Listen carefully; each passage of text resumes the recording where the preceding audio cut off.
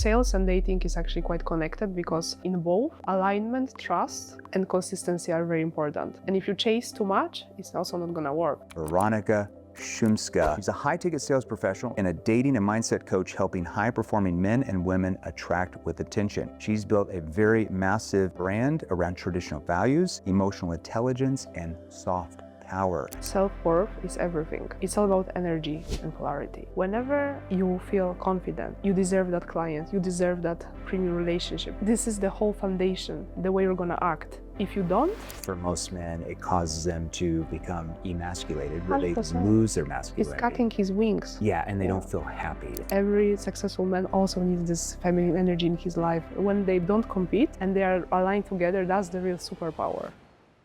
All right, so Veronica, I want to ask you, take us back to when did you get into sales and why did you want to get into sales? Most people are not born thinking hey, I want to get into sales. So what caused you to want to get into sales? Absolutely. I started already in high-ticket sales when I was 21, when I was still a student. It was COVID time. I didn't have much to do in the meantime, so I decided to go into sales. My friend actually, who opened the agency, real estate agency in Warsaw, invited me because I was working as a model. I was very confident. He knows I speak multiple languages, so I decided to give it a shot. Okay. And in the meantime, I might learn great skills and make some money. All right, so I want to make some money. I want to learn some skills. You're going to school. What did you go to school for, university for? Business management and international law. International law. Now, I know you speak a lot of languages. I was watching your Instagram this morning. You were speaking all sorts of languages. How many, what languages do you speak? English, Polish, Russian. English, Polish, Russian. Okay. Spanish. French and German. French and German. Interesting. Okay, so Polish and Russian, that's more Slavic. Yeah, and then native. French, German, and Spanish. Is that? They're very different. Is that more from Latin? Is that where those languages were developed from? Where were they developed from? Yeah, basically, without going into the details, I really think that learning multiple languages is the best way to How do train you your find the memory time to and do that? everything. I'm imagining so how do you find the time? What do you do? When there is a will, there is a way. I always thought that it's such an amazing skill to have. And I noticed, especially in sales, it immediately builds trust with people. Yeah. Whenever they hear their own native language, they open up, they really drop the guard. Okay. So I noticed it's extremely beneficial. And also whenever you travel, which is a huge passion of mine, it just opens a completely new spectrum ahead of you. Yeah. You just learn way more about the culture and people. And when I moved to Spain, at the beginning, when I didn't speak it fluently, I was feeling embarrassed because I'm not getting the full experience like I want to. Yeah. So it took me around 2 months to start speaking Spanish, which was for me, then everything started for me in Spain. Now, from what I understand, because we were talking before, Yeah. you went to a university for international business management. So the languages, how is that, mastering those languages, how is that? Because you're selling to, I think, more high-end investors, high-end people that are looking for luxury properties. How has the languages really helped you open people up? Extremely. But also, whenever I speak on my social media or to my clients, I do speak with accent. I know I have Slavic accent, but it actually used to be some insecurity of mine at the beginning, but I realized it's a superpower and it makes me unique. Yeah. Even if I make a mistake, people actually understand that it's not my native language, but I took time and effort to learn it and master it. Okay, so there's more trust there is what you're saying. So let's say you speak German. You deal with more high-end investors, people looking for luxury properties. Let's say you have somebody from Germany, that wants a property where you live or wherever you're at. What do you see? You start, maybe you're talking to him in Spanish or English or something like that, and then you find out he's German. You start talking German. What do you see in their physiology? What do you hear in their tone? What shifts for them? Everything changes, the tonality, the whole attitude towards me, and immediately it starts building the relationship and connection because we have something to connect on, and immediately we already have something in common. So people definitely feel more comfortable whenever they can speak in their own language, and they appreciate the effort from my side. And it's an interesting story because one of my first clients, since I started in real estate when I was a student, he was German. And the only reason when I got him signed exclusivity deal with us, it's because I speak German. Interesting. He found the trust. That's what he said. He's like, I'm signing this deal with you because you speak German, or do you feel like that? Yeah, there was a lot of factors, but it definitely helped. It definitely sets you up from success immediately. What would you say to a sales professional who, like, what would be like a language? Let's say you live in Europe. You already know English because a lot of people in Europe here, speak English as a second language. What would be like the next language they would want? Like, if they're going to learn one more language, what would be that language and why they should learn? It depends on the market, what exactly they're doing. Just overall, let's say they're going to school for international business. They already speak English. Okay, they live here in Europe. They speak their native tongue. They speak English. What would be like the third language that they should master overall that you feel like would help them the most? In Europe, I think German is the most business language so far. What German? I didn't think you would say German. I thought you'd say Spanish. Why German? No, Spanish is a great market for Latin America as well as Spain, but a lot of businesses in Germany, and it's also a more difficult language to learn. And I'm lucky that I started learning it already in school. An interesting story because since I partnered with Inside Marbella in luxury real estate, I started to learn Dutch because we work with so many clients from Benelux, Dutch market, Belgium. So because I have this foundation of German and English, actually it's very easy for me to understand written Dutch, even though I never learned it.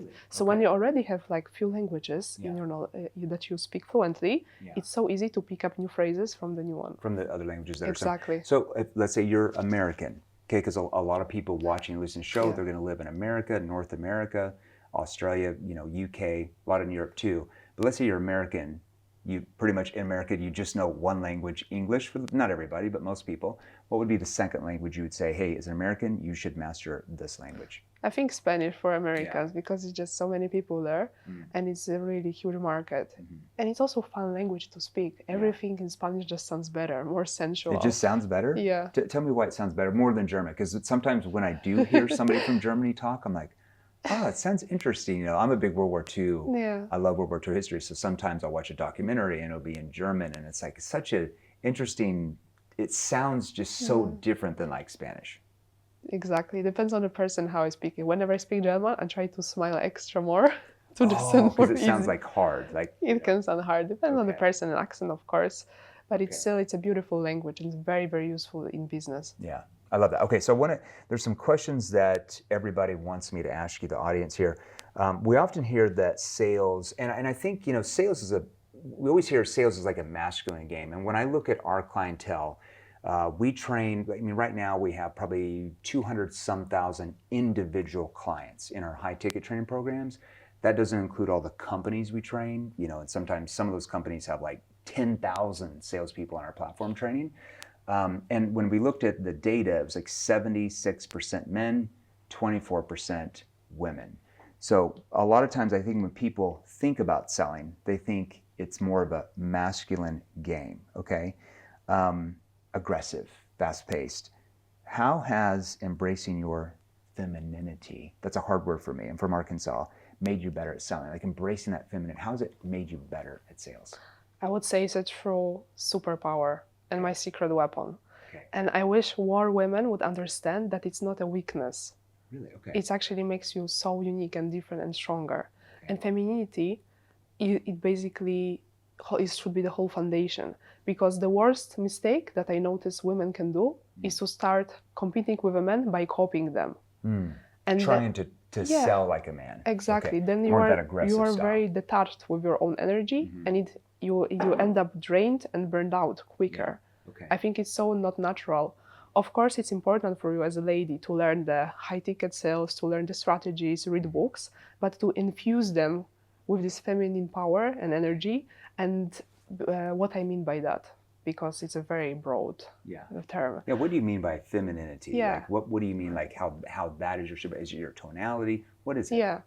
Very, maybe you notice also by my energy and the way I speak, but I think it's being calm. It immediately breeds trust, and it's also putting prospects at ease. So I noticed when I start speaking with them, and when I start building relationship, and I end up closing more deals like this, everything is about the long-term game. It's not about just closing one deal. It's actually forming something more for the future, and no one likes to be pushed. I'm never pushy. of course, it's important to be persuasive, but more to listen and guide them, rather than try to force them to sell. So when you say femininity, more like calm, yes, basically energy. Being very empathetic, calm, and supportive, and also be genuine about everything.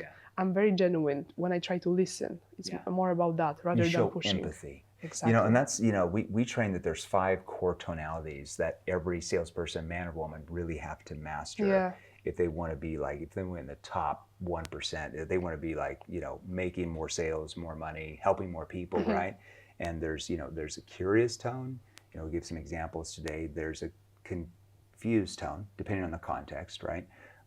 So I'll give you an example of a confused tone. So let's say if you're a prospect and you're like, you know, this is causing me so much stress. You're talking about some problem. This is causing me so much stress. Well, how do I get you to open up on that? Because even though you're saying it's causing a lot of stress, that's still surface level. You're not really getting them to emotionally open up unless they're a lay down sale, which most people aren't. So how do you get them to go below the surface? In that context, I could use a concerned tone and be like, how do you mean by stress? You know, like, I'm confused. My facial expression shows that I'm confused. Like, I don't understand what you mean. So subconsciously, instantly, your brain communicates, oh, he didn't understand what I meant by that. I need to explain that better. And then you start to open up more.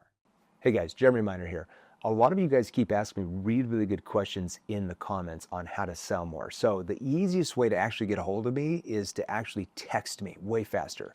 So 480-418-6755. So text me at 480-418-6755, because here's the deal. I started this sales training company to help you finally master sales and persuasion once and for all, which is, I know what you want to do. So text me and then let's get back to the show. And you know, one great thing about women that we don't even really have to train women, that third core tonality is a concern tone, a tone that shows empathy, right? That you are concerned for them. And I see a lot of males, like men, we have to like train the heck out of them. It's so hard for them. It takes them a while to have that concern tone, because let's say if you're selling life insurance and a prospect says, well, the reason why I'm looking for a policy is that, you know, my brother just passed away. And an insurance salesperson, literally, we've heard like so many times, they'll be like, oh, I'm sorry to hear that. Now, let me ask you. And then they just go to the next question. And the prospect just basically, you communicated to them like, I don't care. On to the next question. I'm trying to sell you something. But instead, I might lean and be like, oh, what actually happened? You seem so young. You know, I'm concerned. I had that concerned tone. And they start to open up. And then you might go further and be like, so, I mean, were they, like, when he passed, like, you know, did he leave his wife like a policy to make sure she didn't have to pay for everything, or what actually happened? You know, so you're going more deep, but you're using that concerned tone, and that builds trust. So how did you even know that would build trust? Because if they say, I don't have the money, you don't want to be like, oh, I understand so much, and like you're buying into their story. You're more concerned about the consequences if they don't change. So how did you learn how to do that? I think I always try to put myself in another person's shoes, and also realize that no one really likes to be sold. No one likes that. Everyone likes to be shopping, but like with a friend, someone who understands you. So whenever also I bought something which was important to me, I always remember the person that was helping me as an assistant. And if she was empathetic or he, then for me it was still like an experience, memorable experience that I want to keep. And interesting, in every sales job that I had, in any company, whether it was in real estate or in SaaS sales, I was doing cold calling, every time I built very strong relationships through that. And clients left the reviews saying that not the product was top, but Miss Veronica, 10 out of 10 sales. Yeah. You know why? Really? Because here's the thing. They didn't buy because they liked you. That's just a secondary thing. They bought because they trust that you can get them the best result. Yeah. Now, how they started to trust you was the way you came across in your physiology, like your body language, right? Because your body language, even if they can't see you, you're on the phone, it affects your tone. Correct. Your body language affects your tone, right? Your cadence. And, you know, your tone is how they interpret the meaning behind everything you say and ask. So if they feel like in a certain context that you're genuinely concerned for the consequences if they don't change, it builds massive trust. And that's why they buy. That's why they leave those reviews, because they're buying you because they trust in you. They don't just buy because they like you because they think you're cool. That's a big common thing that I see a lot of times in sales, is that salespeople are trying so hard to get the prospect to like them. It's like you told me a minute ago that you're also a dating coach. It's like a guy trying to get a woman to try to like them so much that it almost pushes them away. Because trying too hard is completely different than building trust. Exactly. This is really important. So sales and dating is actually quite connected, because in both, alignment, trust, and consistency are very important. And if you chase too much, it's also not going to work. Everything is about finding the right match in the sales and in the relationship. You need to try sometimes different things so you know more that what you want. So then the sales is becoming more guided as well, because you try to basically connect person with the right match, whether it's with your dream home or with your dream partner. You need to also have certain confidence and feeling of self-worth in both. Because if not, you're gonna sabotage either finding amazing partner or your dream purchase as well. You're gonna sabotage. You need to feel that you are worthy, and then you're gonna attract it as well. Yeah, that's so true. That's whole. Like I always say, like why do salespeople selling the same thing at the same price points to the same prospects using the same script? How do they get completely different results? Exactly. It's not just the words they say; it's how they say them. This is everything. I would say it's 80%. Yes. How you say. Yeah, it's how you say the words, right? That influence or don't influence. Yeah, and this is when intuition comes, which is very, very feminine tool. The most important weapon. A lot of men have very good intuition as well. They can read it through empathy. But this is something what women definitely can stand out by. Yeah, it's so true. And we have, it's one of the biggest reasons why so many women come into our training programs if they're an individual salesperson, because they want to master tonality. They have the concern tone down, but sometimes they don't know really how to use that and why. Because if you're like showing empathy and buying into their story, I'm in a mastermind with Tony Robbins and Dean Graziano. It's called the Zenith Group. There's like 30 of us. And Tony always says, and I like to take it a step further than what Tony's saying, but he said to master influence, you have to get really, really good at emotionally connecting with that other human being where they feel, and you go there first, where they feel like you understand them, their needs, their desires, their wants, even their fears, but do that without buying into their story.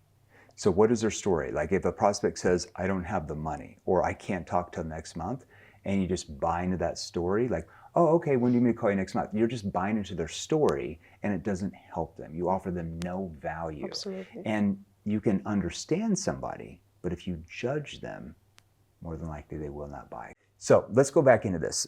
What caused, like you do a lot of content on, especially your Instagram, about traditional values, okay? What caused you to start posting about randomly traditional values? Because you have a really big following. What caused you to do that? When I first moved to Spain, I experienced a huge cultural shock. Okay. And did you just move? When did you move to Spain? You're from here in Warsaw, Poland? Yes, from Warsaw, and I moved for university to Barcelona first. Then I was in London, then Madrid. So I had the experience living in big cities, and I noticed like in all of these countries, the difference in dating and the dynamics between people was quite different. So in Spain, I experienced quite extreme feminist movement. And this was something what I was not really feeling comfortable with. It's more traditional here in Poland. Yeah, it's more traditional, but it depends. Like my upbringing is very old school, very traditional, very religious as well. And we noticed that there's polarity between men and women is really creating a lot of tension and confusion, and the relationships are not healthy. I spoke with a lot of men. They were very unhappy with the way they really had to, in order to be respected, really like put down their ego and masculinity, which I thought was unhealthy. So I started to record videos to help, and it started to be the specific movement. And what do you teach them? Because I've seen some of your reels that have like hundreds of thousands of views and stuff. So obviously, and I think you told me before that like most of your audience is men, like 97% or something like that.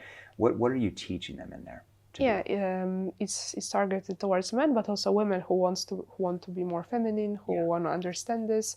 I teach about the Slavic culture as well, and we give people hope that it's still possible actually to have like partner who is traditional, who is gonna listen to you, the gender roles, everything is very important, and we notice that the healthiest relationships are like this. Also, you can still be a successful woman who is pursuing your passion and still have masculine provider partner who's gonna take care of you. Yeah, which seems that's what you're doing, right? You're still out there successful. You're not saying like, hey, stay home and just cook and have 12 kids.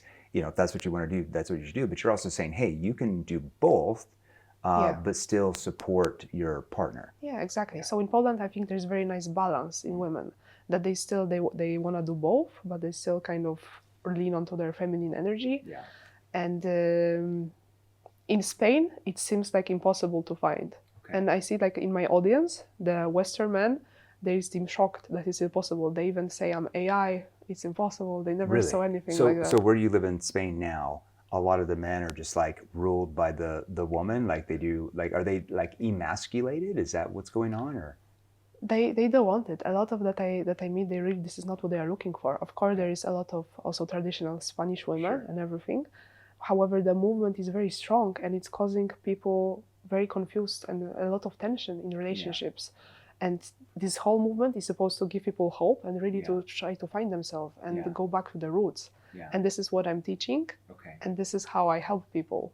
Do you feel like that's kind of, and I get the feminist movement because, you know, I have 4 daughters and, you know, them having their rights, and like I'm really big into sports, you know, my kids were into sports. So like I'm very passionate about like, I want my daughters to have as much opportunity as a man does. So I believe in that sense. I think that you can go overboard sometimes too in anything and like take it to the extreme.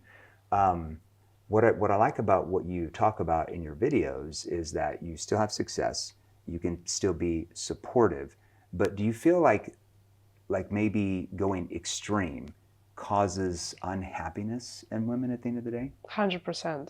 And I think when you read the materials of the first feminism, it was never about the equality. It was never about the choice. It was basically claiming things anti-marriage and anti-women. And this is not something what I resonate with. This is not in my religion, and I think it shouldn't be the case. So right now, I think we can agree there is enough choice for everyone in Spain, especially. But it's going way more extreme. It's going towards hating men. And it's just. And that's going to cause some unhappiness because biologically. So I went to school to become a neuropsychologist, which is a study of the brain and how it works in conjunction with the human's nervous system. So biologically, women are wired to be nurturers, to love, to take care of a family. That's biologically how God made us, like a woman. Men naturally are wired to be protectors, providers, and that makes them happy. So if a man doesn't feel like he can protect, if a man doesn't feel like he can provide, most men are not actually fulfilled and happy. They have to feel that way. So I'm assuming eventually, I'm not an expert, but I'm assuming eventually if a woman is out there like, I hate men, like I'm going to do all this myself, I think probably eventually she might burn out. Not all the times, but I think a lot of women might, or might not be truly fulfilled. I agree. And the problem is that we don't have now enough patterns in the society, so they can be true to themselves and they can follow the right path. That's the problem. But a lot of men, they really want to do these things. They like to protect and provide, but if it's constantly being rejected, because women feel weak, then you cannot help her with something heavy, you cannot open the door. Get a man, like, because the man wants to provide, protect. How can she, like maybe she's watching us right now or listening, how can she do both? How can she still let her man provide and protect, but still have her success in her career? What's that balance? Basically, I think it's important for women to realize that the career and work shouldn't be the priority, the highest priority of their life. Of course, it's very important to do something what you're passionate about, to follow your path, but still realize that shouldn't be like the main essence of your life as a woman, because it's like not very natural. And listen more to your body, let yourself sometimes also be vulnerable, which is not a weakness at all. It's absolutely not a weakness. And like this, it's basically your weapon. You're very strong and you should focus on your own gifts, which is the empathy, which is the nurturing side, which is support, and focusing in relationship about growing as a team, because every successful man also needs this part, also needs this feminine energy in his life, needs this support, and like this, trust me, whenever he found it, he's ready and more motivated. Right, because if he has a purpose. A woman gives him a purpose to fight more, to work more, to basically fulfill his own potential even more. She can see that little things based on her intuition that sometimes he cannot see. And then when they don't compete and they are aligned together, that's the real superpower. Then they can do anything. That makes the man like want to provide even more and do greater things when he feels like his partner is like emotionally there for him. And when she has the stability and she feels protected, she can achieve like way higher things as well. That makes sense. Okay. So that makes so much sense, because if a man is like, if he feels like his woman is critical of him every day and criticizing him or trying to control him, I think for most men, it causes them to, first of all, become emasculated, where 100%. They lose their masculinity. It's cutting his wings. Yeah, and they don't feel happy. And I feel like that's the biggest reason why a man might leave that relationship is because they're constantly being criticized and controlled, and they don't feel like they can do anything right for her. That's all they want to do is do things right for their woman, but sometimes maybe they don't relationship feel like they can. Is supposed to make your life better, both for men and women. If it doesn't add value, doesn't make you better, stronger, like ready to grow, learn, then it's unfortunately not the right person, not the right match. That's so true. All right, this is really good. we're going to get into some good stuff here. So, all right, so I wanted to talk to you about this. So you're a dating coach, how does as well as dating coach, you do a lot of things, sell real estate, dating coach, traditional values. As a dating coach though, how does self-worth play into sales success? It's extremely important. Self-worth is everything. It's all about energy and polarity. Whenever you feel confident and that you deserve all the best things, you deserve that client, you deserve that premium relationship, you deserve that partner who is your dream partner. This is the whole foundation, the way you're gonna act. If you don't feel you deserve it, if you don't feel you're worthy, you're gonna self-sabotage it. Whenever great things are coming your way, you're gonna feel something is wrong. So your insecurities can be your biggest enemy. Yeah, because it's how you come across, right? Like if you're meeting somebody new and you see them across the room and you go up and talk to them, you can and you have tell. uncertainty, it's going to come out in your tonality and your body language, and subconsciously that a person picks that up, because our brains are wired to keep us safe. First and foremost, our survival part of our brain is, first of all, the first thing is like, am I safe? Is this person safe? So if this person feels uncertain in their tone, the way they speak, and the way their body language comes across, you're going to feel like, oh, this person something's wrong, something's off. Then it's very hard to connect with such person and build relationship. And if you're a people's person, the better you are in forming great, strong relationships, the better your sales game is as well. You know, we talk a lot about what's called HILA. High intent. I have high intent to help you solve your problems, solve your emotional needs, get you where you want, but I have low attachment to that, because I'm not the one that has the problems. I'm the one that can solve them. So I have a high intent to help you, but I'm not attached whether you want to be helped or not. Like I'm not attached to that neediness. Does that make sense? So I'm assuming it's like that. You probably teach your dating clients like, hey, you need to like have, high intent that you like this person, but also like you're not needy and attached, where like if they text you and if you're texting them back 2 minutes later all the time, it shows that, wow, they're like sitting by their phone waiting for me this. Or just as an example, like they're needy, they feel like, I've got to be, or like somebody sends you a text and you don't respond. I don't know if you've ever had that before. Like a long time ago, I remember there was this girl that I dated, and like she would send a text. This is like 15 years ago. She'd send a text, and a lot of times I was just busy at work, so I wouldn't respond for like 30 minutes or an hour.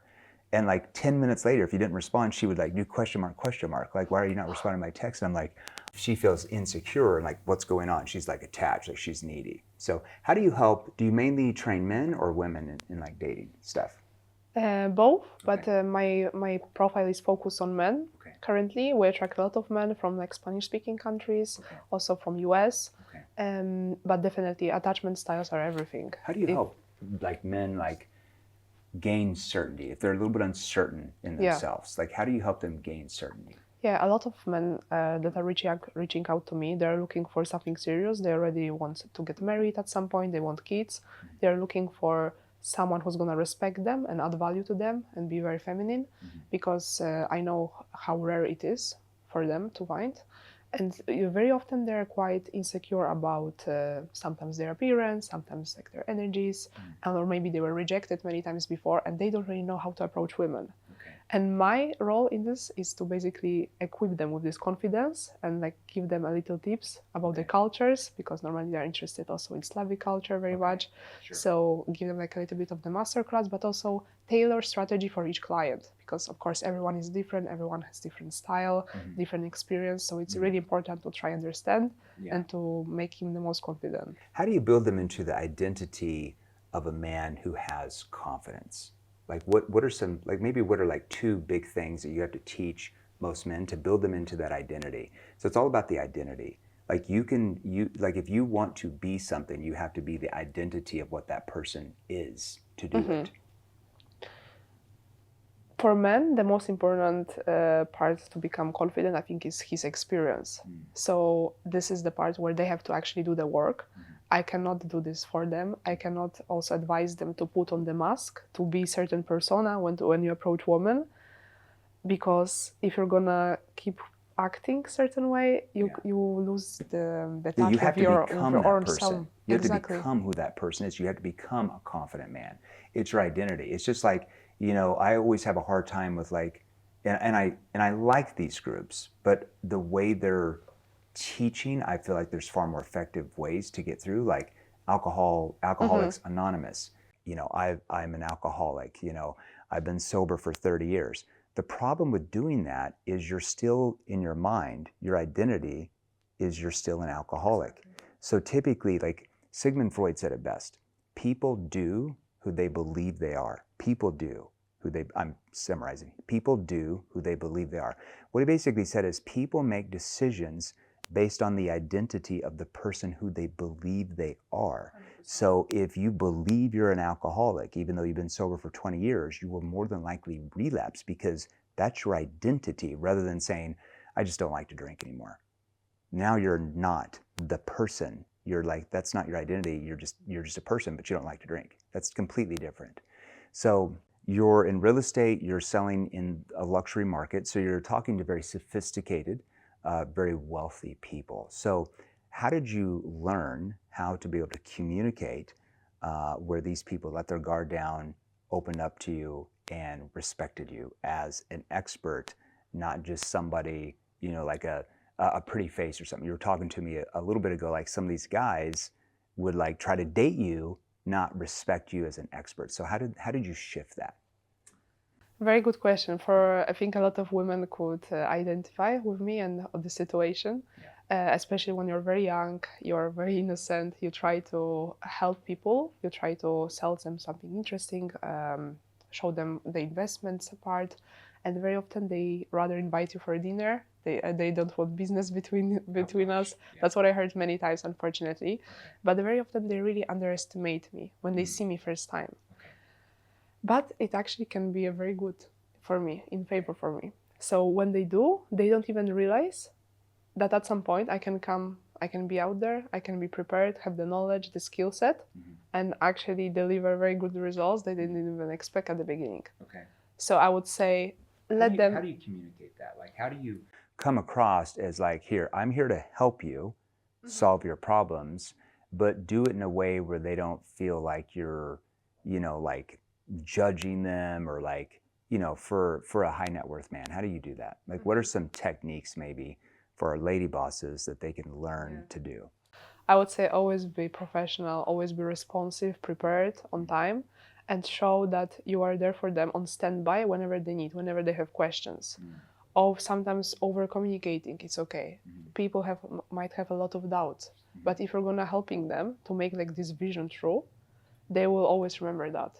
And in that high ticket sales, inside Marbella, what we do now, we don't sell just homes, we sell the lifestyle.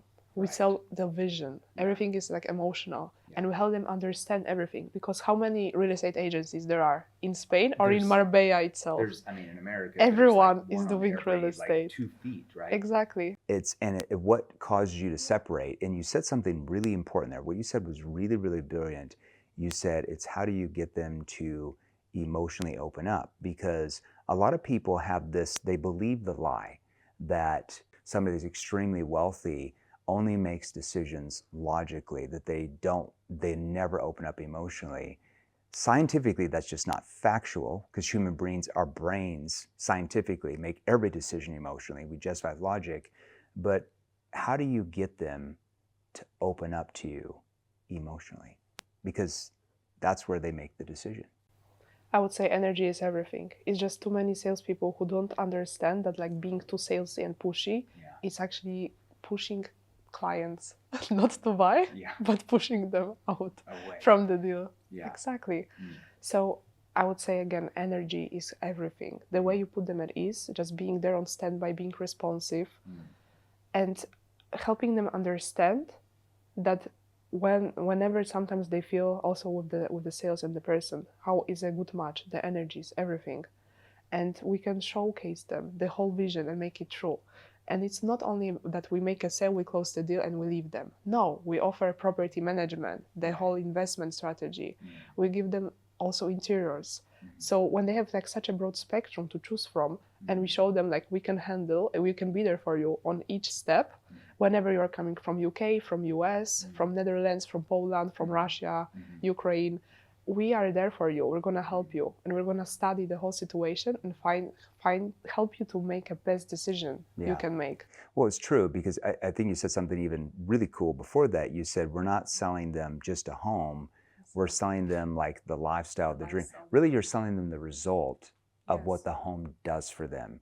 Because for one family, it might be a vacation property on the beach, because as a little kid, maybe they were really poor, and you never know, they had like a friend that was really wealthy and they got to go to their beach house all the time, and they created memories with the other family, and they might want those memories for their family. But as a salesperson, if you don't master like the right questions to ask, but more importantly, at the right time, because you can ask the very best question, but if you ask it at the wrong time, it's actually the worst question. And it's how you ask the questions, your tonality, your body language. We talked about that. So if you don't master that, you never are able to open them up, where maybe you find out that that's really the reason why they're looking for that vacation property. And that's where they make the buying decision. It's not the why. I always say, like, a lot of salespeople think you have to find the why. I'm going to say, if you want to be the very best salesperson, you want to get really good, it's not the why, it's what's behind the why. It's what's driving that why. And once you help them find that, that's when the sale's made. You said something really right. I completely agree with that. So it's about finding why, but very often when the clients come, they think that they have the why, but my role as well is to help them discover how else it can help, how else it can actually make it better. So it's important to study each client very deeply. And when you come prepared and showing them what exactly it can happen. You have the list of private schools, we have 300 days of summer, we have this and that, you have the place to travel as a base. And people who come from very cold countries, they come from Netherlands, from Poland, Sweden, they go first time there, they see sun, this is their dream. They see a completely different life waiting for them. And it's opened so much for them also to help, because it's confusing, it's stressful process. They need someone who's going to be like a friend, who's going to be trustworthy and build a relationship, because it creates the whole reputation. What you want to do is to make the clients like friends, and that's what happens. Well, it's you said something really brilliant again. You said like even like finding out about where they put their kids in private school, because a lot of real estate agents would say, oh, and we have great schools around here, and they would just tell them, and they have no idea if that's what they're even wanting. So instead, I'm going to reframe that statement into a question, be like, so you've got your 8-year-old, your 6-year-old, and a 4-year-old. Like, what type of schools are you wanting to put them in? Okay, what type of schools? Okay, so, and if they're like, oh, we want to put them in private school. Okay, so do you want me to share with you some of the best private schools that our clients move here for? Would that help you? Yes. And now I can go over that. And now that's another reason why they want to buy that house. Because the more, I always say, the bigger the gap, the easier the sale. The smaller the gap, unlikely they're going to buy, because they don't feel like, when I say gap, here's what I mean by that. It's where are they now compared to where they want to be. Now, a lot of times prospects don't know really where they want to be. It's your job, as you know, as a salesperson, to help them start to understand and define that in their mind, not by telling them, because that goes in one ear out the other, because you're biased, you're the salesperson, but the questions you ask and how you ask them cause them to internalize and think deeper, and that's where the emotion comes out. Because if they want to buy that house, not just because it's a good investment, but now because, they're going to have the best private school, and now because this area has very low crime, and now because instead of a 3-bedroom apartment in downtown whatever, now they have 6 bedrooms because they can invite guests over. And now there's 4 reasons they want to change. They're going to feel way more urgency to want to change and do it now, rather than just like doing nothing. You know what I mean? Exactly. And this is when emotions play the highest role. Yeah. In that sense, I would say 80% driven by emotions. Yeah. When it comes to luxury. How did you learn how to sell to high-end clients, though? Because it's not something you're born with. Nobody's born with like advanced questioning skills. They're not born with advanced tonality or body language or objection handling. How did you really start to understand these things? Everything starts from networking, I would say, understanding more the clientele, and also experiencing how you would like to be treated and guided in the process. If I was the one buying my dream home, if I was the one looking for something, apartment hunting, and wanting to be definitely helped and lead in the process. So it's about understanding the human psychology, I think, and following the intuition in that sense. And not trying to copy other people's strategies or anything, or be too pushy, but really, really understanding and focusing on this connection and helping them to find the right match. Yeah, I mean, you said something really intelligent there when you were talking about like really trying to understand them and put yourself in their shoes. Because as a sales professional, when you really learn how to put yourself in their shoes without buying into their story or limiting beliefs, but going there first, that emotional connection, that's when they open up. And you've obviously done a great job on that. You've got a huge following. Where do you want to go? You've got your partner in this real estate firm now. You've worked your way in there to become a partner. You've been so successful. You've also got, doing some dating coaching on the side. You've got, this content with traditional values. Where do you want to go in the next 5, 10 years? Where are you wanting to go? We have a very, very interesting project that we work on. In terms of dating project, and redefining a lot in that area in the society, because I really feel like an activist, and I feel quite responsible after I started the movement.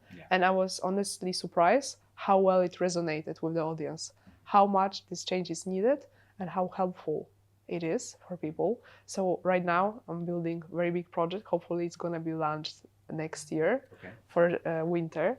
Very excited to share the details soon, but everything will be presented on my social media. It's mostly in Spanish, but I'm definitely gonna put more English content very soon. It's interesting because you're from Poland, but you're doing a lot of your content in Spanish because you live in Russian in Spain now, and Russian and everything. So that's amazing. So awesome time having you on the show. Congratulations on your success. Where can everyone go? So everybody, make sure you write this down. Where can everybody go to follow you, to learn more about what you do? Maybe they're interested in real estate. We have a lot of probably high-end investors on here that watch the show, high-end salespeople, high-end, entrepreneurs, business owners. They might be interested in real estate. They might be interested in your traditional value stuff. Maybe you're dating. We got a lot of men that watch the show, a lot of women too. Where can they go to learn more about what you do? I invite everyone to my Instagram profile, Veronika Explica, with X in the middle, and also to Inside Marbella, the website and the Instagram. They're going to be growing. I'm the face and ambassador of the brand, so definitely we're going to help with both real estate and dating, whatever you need. And everything will be there. And we'll put your Instagram, those 2 handles, in the show notes. All right, everybody, thanks for watching. And like I said, make sure, the reason why I started this company was for you to master sales, persuasion, influence, so you can not just make more money, but more importantly, help more people and companies get where they want to be. Now, you've got questions. I've got a number for you to text me. You can always text me anytime.